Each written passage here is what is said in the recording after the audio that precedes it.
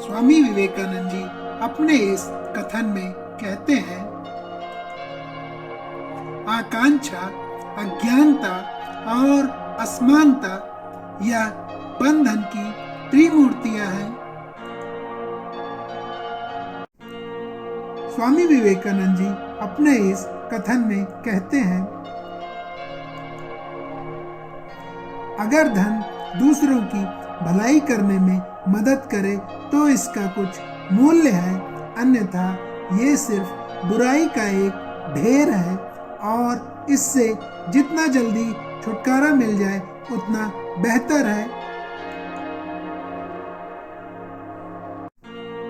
स्वामी विवेकानंद जी अपने इस कथन में कहते हैं,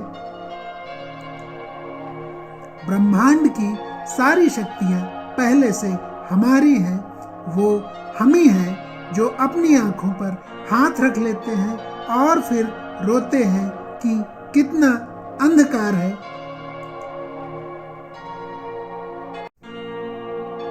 स्वामी विवेकानंद जी अपने इस कथन में कहते हैं, एक शब्द में यह आदर्श है कि तुम परमात्मा हो।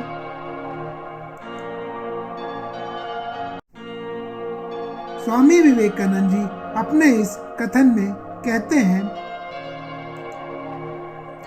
गलती एक तरफा हो तो झगड़ा ज्यादा देर तक नहीं चलता है।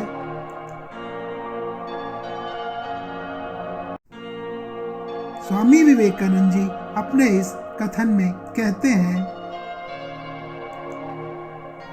जिस तरह से विभिन्न स्रोतों से उत्पन्न धाराएं अपना जल समुद्र में मिला देती हैं, उसी प्रकार मनुष्य द्वारा चुना हर मार्ग चाहे अच्छा हो या बुरा भगवान तक जाता है।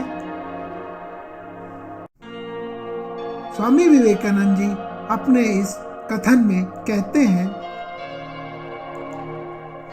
उठो मेरे शेरों, इस भ्रम को मिटा दो कि तुम निर्बल हो, तुम एक अमर आत्मा हो, स्वच्छंद जीव हो, धन्य हो, सनातन हो, तुम तत्व नहीं हो, ना ही शरीर हो, तत्व तुम्हारा सेवक है, तुम तत्व के सेवक नहीं हो। स्वामी विवेकानंद जी अपने इस कथन में कहते हैं, कभी मत सोचिए कि आत्मा के लिए कुछ असंभव है, ऐसा सोचना सबसे बड़ा विधर्म है। अगर कोई पाप है तो वो यही है, ये कहना कि तुम निर्बल हो या अन्य निर्बल हैं। स्वामी विवेकानंद जी अपने इस कथन में कहते हैं,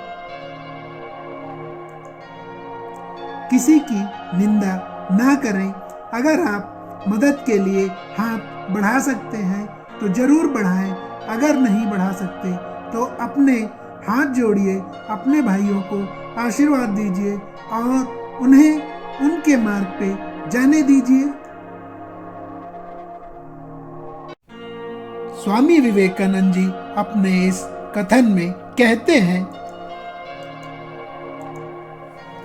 उठो, जागो और तब तक मत रुको जब तक लक्ष्य की प्राप्ति न हो जाए।